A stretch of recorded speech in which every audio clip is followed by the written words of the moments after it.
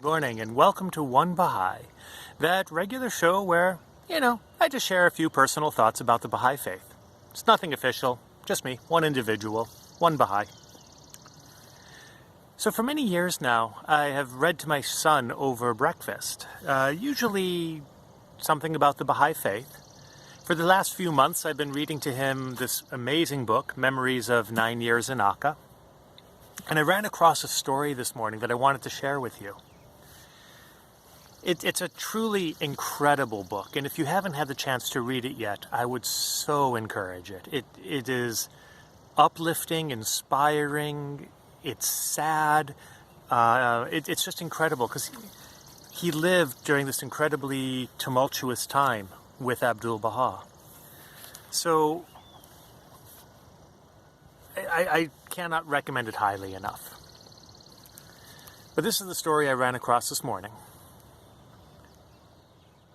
One afternoon, I walked from the pilgrim house to the master's house.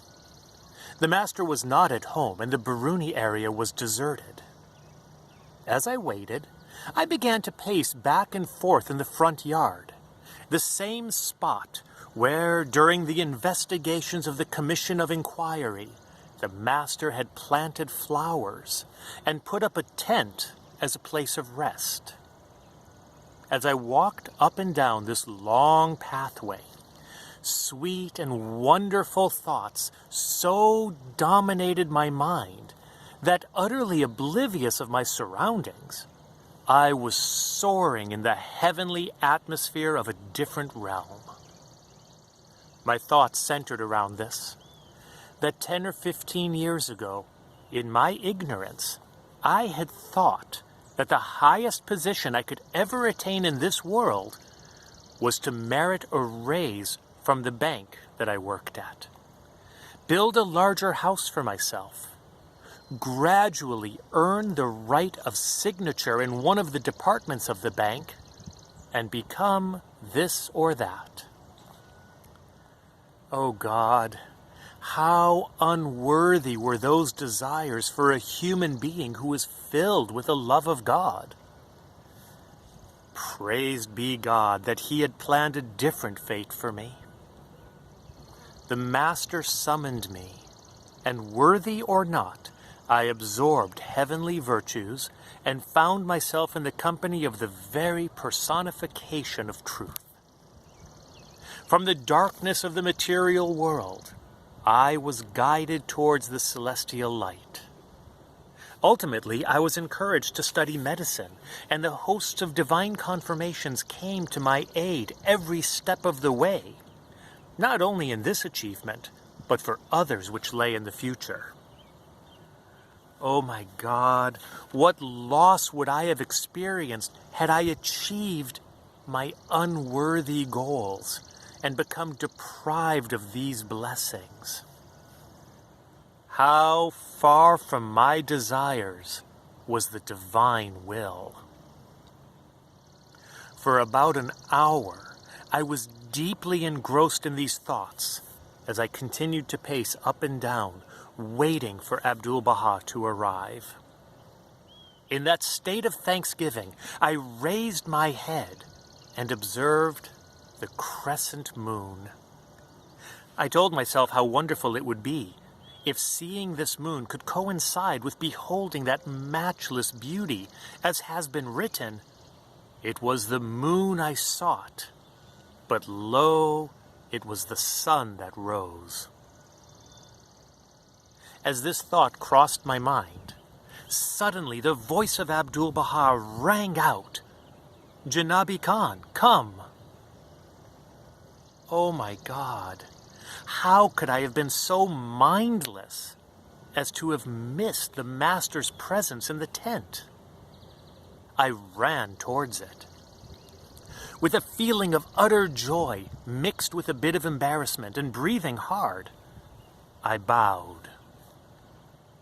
With one of those loving smiles, he said, "So, what were you thinking?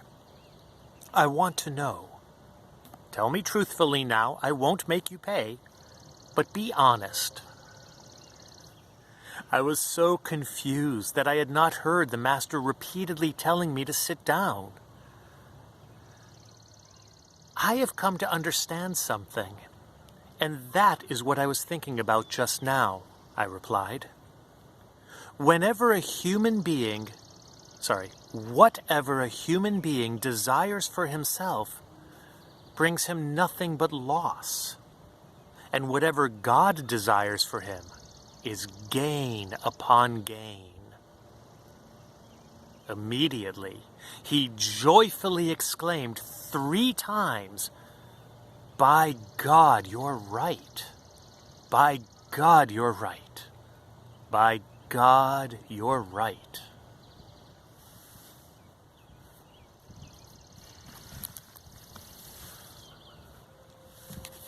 Not only do I love the message of that story, but it reminded me of something else that I wanted to share. And that is the concept of the importance of repetition in the writings. Now, I don't speak Persian, I don't speak Arabic, I'm not fluent in either language, but from what I understand from friends, the only way that you can stress something in Persian or Arabic is through repetition. For example, in English, if I want to stress something that I'm writing, I can put it in italics. But those languages are kind of already written in italics, so that doesn't work. In English, I could underline a phrase. But in Persian or Arabic, if you underline a phrase, well, the underlining is another accent mark. It turns the seen into the sheen or something like that. It changes the letters. So really, the only way to stress something in the writings is through repetition.